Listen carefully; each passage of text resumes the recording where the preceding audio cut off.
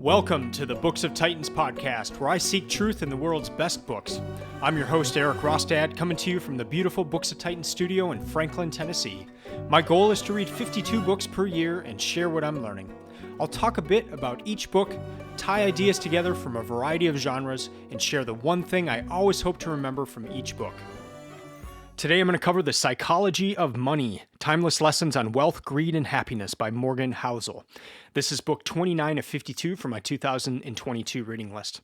While I like including financial books on my yearly reading list, I try to do at least one. And my mindset going into these is to try to pull one idea from each of these financial books and then to implement it immediately. So that's the key thing, is not to just try to find one idea and then think about it for a while, but to that day, like when I come across it, to implement it immediately.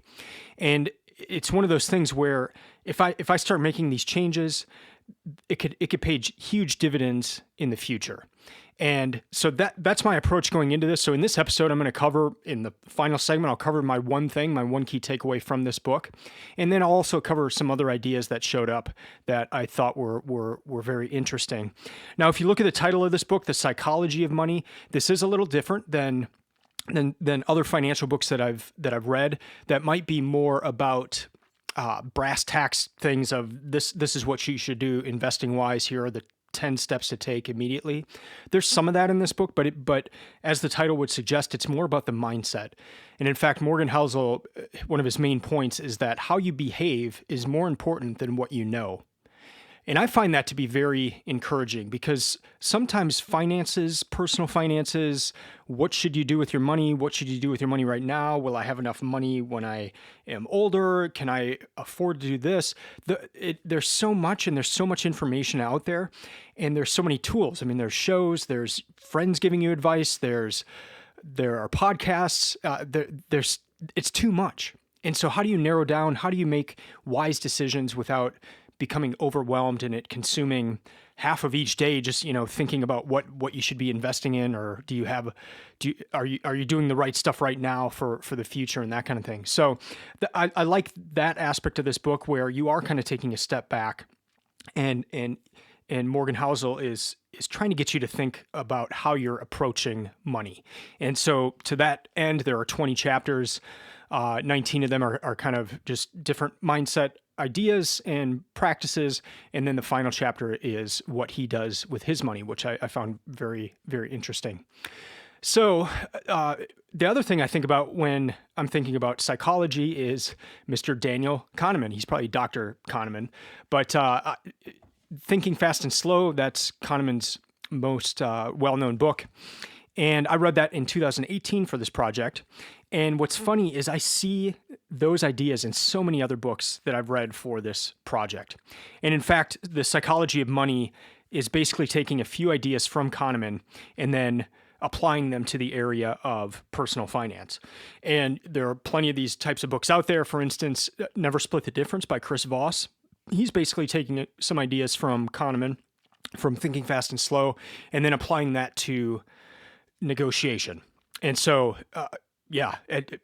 Thinking Fast and Slow is one of those important books, and I define important books by ones that are often referenced by other books.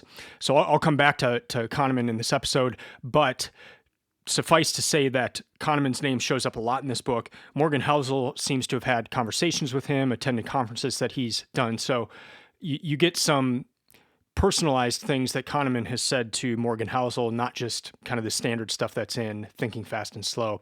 So that was cool as well. But if you are familiar with Kahneman, you will see his ideas, some of his ideas applied to the area of personal finance in this book. I want to highlight reading stats real quick, and mainly because this book took me under 4 hours to read. And I want to encourage you to read this book. I will highlight some of the key things that stuck out to me, but there are a ton of things in this book that could be really helpful to you. And if you think about that, I'm looking at the price here, and it's $27. It's 22 pounds to get this book. And it was under 4 hours. So for an investment of $27 and 4 hours of your life, you could really it has the potential to make a huge difference in your financial life. So I want to encourage you to read it. Next segment, I'll get into some of these key ideas that I saw in the book that really stood out to me. And then segment 3, the one thing, my one key takeaway from The Psychology of Money.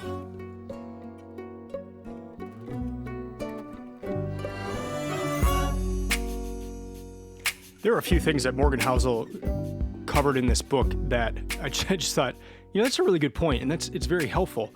And the first idea was, Housel goes back into his past, and he says at some point he worked as a valet, parking rich people's cars at some place, and these people would come up, and it'd be a Ferrari or super nice car, and he'd get to park them. And the observation that he shares is that he rarely ever looked at the person getting out of the car. That was not his concern. His concern was, how would I look driving this car? How would I, Morgan Housel, how would I look driving this on the road? How would I feel? How would people look at me? What kind of status would this give me to have this car? And he thought that was so interesting because one of the reasons the person who bought that car probably bought it was for people to notice them, to have people look and say, oh, wow, that person must be successful. They are driving a $400,000 car. And then, that maybe that leads to respect and awe and all that kind of thing. And I thought that I loved this because it kind of takes the feet out of just that desire to impress others and to keep up with the Joneses. And when his observation, just that, people really aren't looking at you when they're looking at this nice car. They're looking at the car and they're picturing in their head what they would be like in that car. And it ties in well. I've heard the story or the idea too, that don't worry what people are thinking about you, because they're not thinking about you. They're thinking about themselves. And that's a broad statement, but in general, people are thinking about themselves. And I mean, just look at your own life. Like when you see a nice car pass by, what's the first thing you do? I admit that I will often look at the driver first, just because I live in Nashville and chances are it's a famous musician or something. But if I don't recognize the person, the very next thing I'm doing is, oh man, I wonder what it'd be like to drive that car on some of these windy roads around here. I wonder what it'd be like to have that car. So like he says, I'm going right to that point of what would it be like for me? And yeah, it just kind of knocks the feet under that idea of trying to impress others, because even if you're trying, they're probably just thinking about themselves. They're not thinking about you. This ties in very well with another observation of his, that wealth is what you don't see.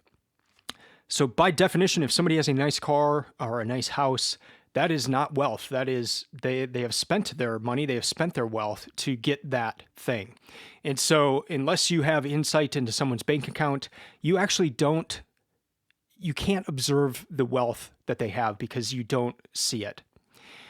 And I remember reading The Automatic Millionaire in my 20s and just being struck by that book, because this author would go and just kind of looked at different millionaires around the United States. And a lot of times they were driving Buicks or just other non-notable cars. They were oftentimes used Buicks. They had been driving them for many years. And it wasn't this flashy, like, I'm a millionaire, I have a Ferrari type thing. But their wealth was in the bank, and they were millionaires because they had the money. So those two observations, just people are not looking at you when you try to impress them with houses and cars and all that. And if they are, it's a very short period of time. They're thinking about themselves. And then the wealth is what you do not see. I just found those to be very helpful ideas. The next one is about bubbles. He talks about how to identify bubbles.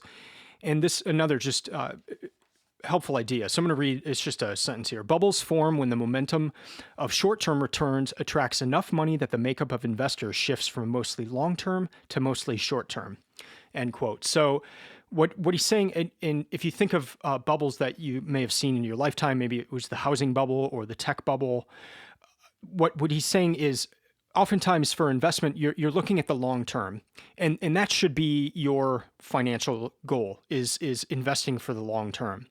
And if you're doing that, and if you've bought a property or something for the long term, and all of a sudden you start seeing a lot of people going in and buying for the short term and using mortgages that just really don't make sense, because they don't need to make sense, because the person is probably just going to flip the property.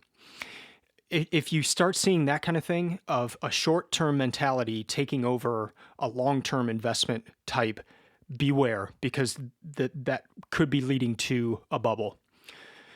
Another thing he mentions is that there are universal truths in money, and they're not many, but there are some, and it's important to learn those and then act accordingly. One of those that comes to mind is just the importance of compound interest, and I'll get into that a little bit later in this episode as well. But learn those truths and then act on those.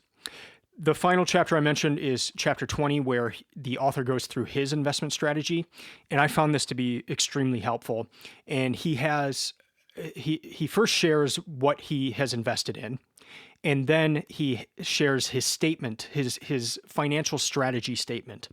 And so I'm going to cover both of those things here. The first is just what he invests in. And I thought this was so awesome. It's three things. It's very short. All of his net worth is in his house, his checking account, and his Vanguard index funds. That's it. House, checking account, and Vanguard index funds. Let me quickly go into each of those.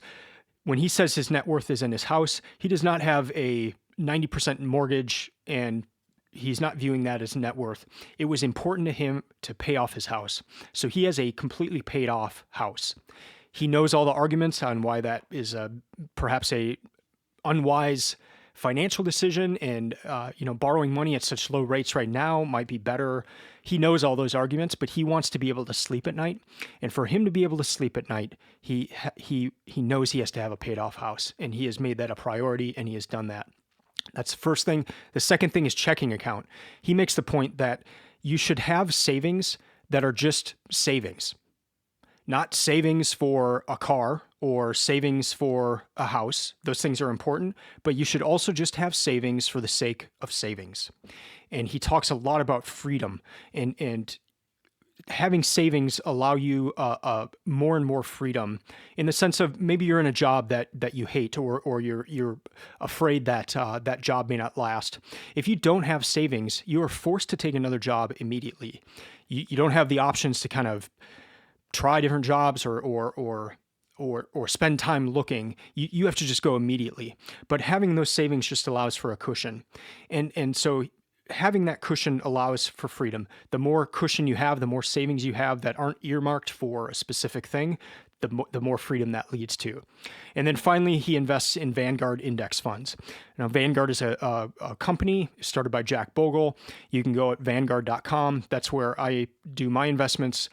And you can just choose index funds, and they index what the stock market is doing. So you put your money in, and if the stock market is going up, very generally here, your money will go up, and the history of the stock market has gone up.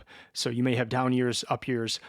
But if you do that, Vanguard has extremely low rates and fees on their funds. And so it's just a good place to invest. You're not using a financial advisor. You're just going directly to Vanguard and investing your money. And that can be in retirement accounts. It could be, you can set up your kids' school accounts and that sort of thing. So I love it. It's simple. Net worth in his house, checking account, and Vanguard index funds. Simple. Not all these other crazy things. Inherent in that is that Vanguard index funds, you are not picking your own stocks. He puts his money in these index funds. He puts it in at regular intervals when he gets paid, and he just puts it in there and does not think about it. And he is not taking that money out and trying to time the market and all that. He's just putting the money in, letting it work its magic. He shares one story in the book where they're at a financial firm. When this person would conduct interviews, he would ask one question of the interviewee, and it was this: what do you do with your money? That was the question. It wasn't, tell me about your experience, tell me where did you study, where have you worked before, but what do you do with your money? the brass tacks. How do you invest your money? And it reminds me, back when I was looking at what should I invest in Vanguard, all government officials in the U.S. are required to share where their investments are located.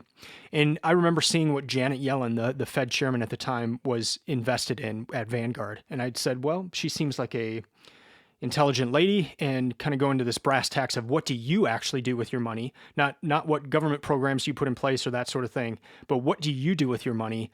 That was telling to me, and I just looked at what she invested in and said, well, those look like good funds. I'm going to do that. So you can do that if there's happens to be a government official you think might be wise with their money. It might be a fat chance, but just in case there is, that's something you can do and see what they are doing. Here's Morgan Housel's statement that I mentioned about his strategy for investing. And perhaps you are going to think about your own statement, or you put together your own statement of how you invest. And again, Morgan Housel keeps it simple. It's one sentence. And here it is. I am a passive investor, optimistic in the world's ability to generate real economic growth, and I'm confident that over the next 30 years, that growth will accrue to my investments. Let me just read that one more time. I am a passive investor, optimistic in the world's ability to generate real economic growth, and I'm confident that over the next 30 years, that growth will accrue to my investments. End quote. Let me just dig in a little bit on that. Passive investor, that's with the Vanguard index funds. Passive means he is not active. Active would mean that you're actively picking specific stocks. If you look at even the best stock pickers and financial advisors out there, most of the time they do worse than the market does, than an index fund does. So if they're having trouble doing that, and as I learned in college, if monkeys can take darts and throw them at the Wall Street Journal pages and pick stocks and do better than financial advisors, then you're not going to beat the market. So it's best, with his strategy here, just be a passive investor in these index funds. And then he's confident just in the ability of the market to generate economic growth, and that if he's investing in that growth, it will compound, it will grow over 30 years. That's the other key thing I want to highlight here is over the next 30 years. So for his investment strategy and his investment statement, 30 years is key. He's not watching the news and being scared of depression or an economic downturn or some crazy thing happening with such and such company or such and such country. He's in it for the long term. So he's not putting money in and taking it out, trying to time the market. He is putting money in, and that just gives a general sense of peace. Passive investor, he's not active. He's not taking time, trying to pick the right stocks. And his time frame is 30 years, not 30 minutes or 30 days, 30 years. I love that. I love the simplicity of his method. It would be a good method for all of us to implement in our own lives.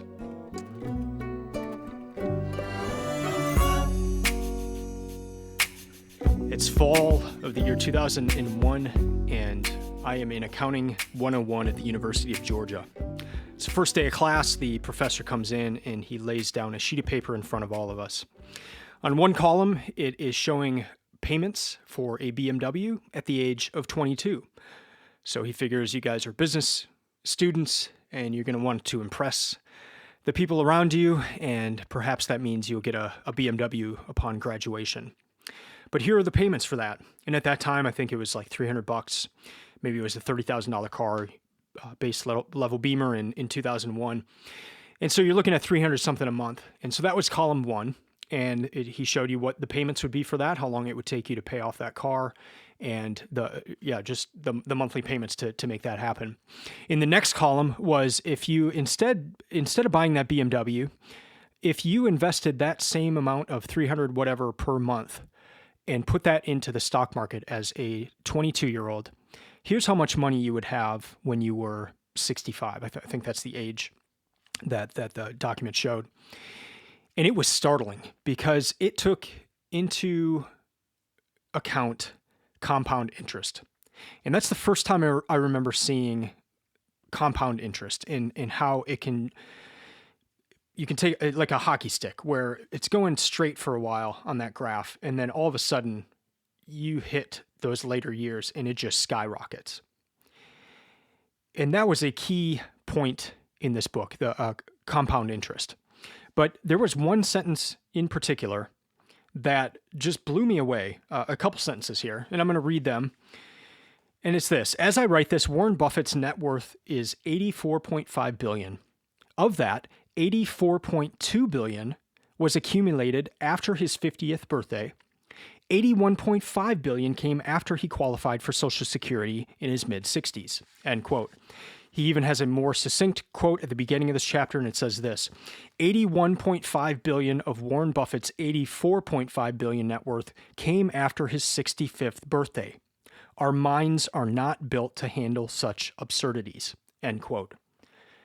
This is my key takeaway. I've known about compound interest for many years.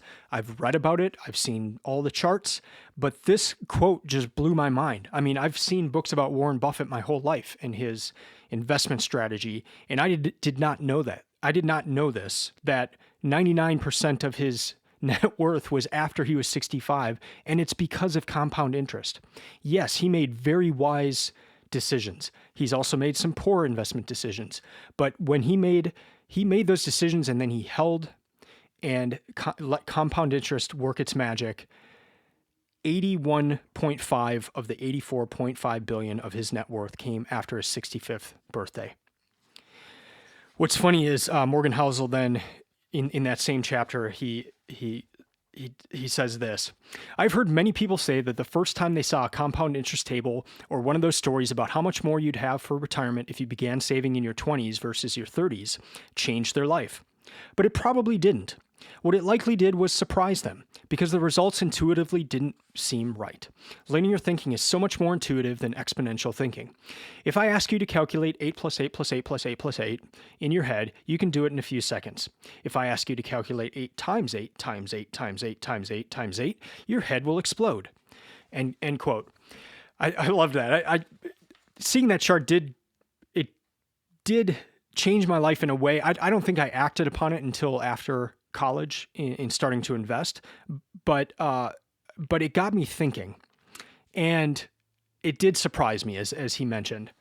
And so that's my one key takeaway. I mean, I've known about it, but it's just kind of that reminder of the power of compound interest. And I think the way it stuck out to me more this time was that this book is full of stories of what other people are trying to do. And maybe that's go to Las Vegas and hit the jackpot there, or buy lottery tickets and, one in over 1 million chance of winning. But how many people do that, and how much money is spent per year on lottery tickets? And the hope there is that you hit the jackpot.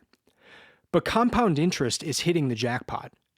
I mean, hitting 81.5 billion after you're 65 from previous investments, that's the jackpot. And we're not going to, you and I are not going to hit the billion mark, 84.5 billion, but it's compound interest the same.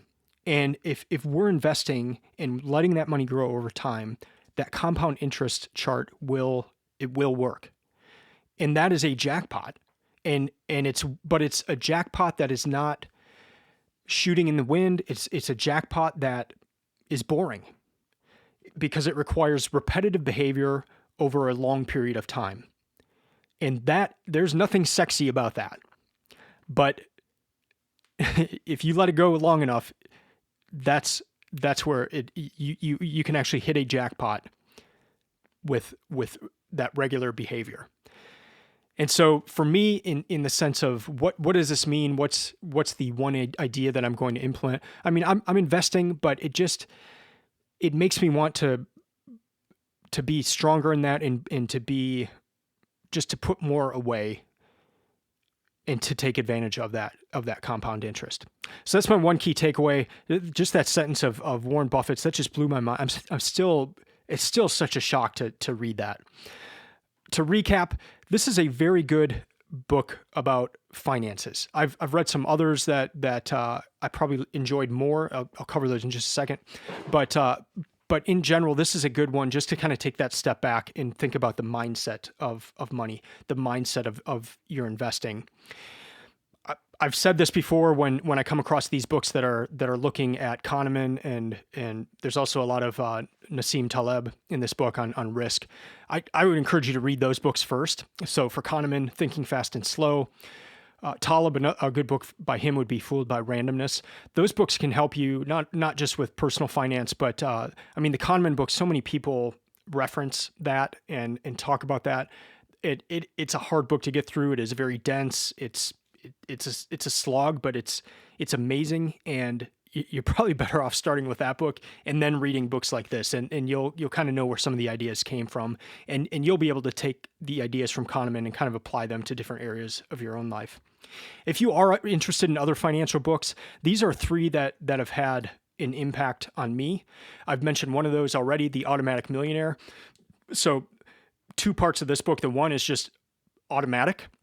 He talks about Automatic Millionaire is that kind of boring, repetitive investing. So every paycheck, you put a certain percentage of that into your investments, and it's automatic. Like you have it automatically taken out of your check. You're not consciously thinking about it. You're not trying to pay all your bills first and then invest, but you invest first, have it be automatic. Don't even think about it. Just do it, and you'll be surprised at the end of how much that has compounded. The other thing is that him going through different millionaires in the U.S. and just showing that it's not the lifestyle you think. It's not the Ferraris and all that.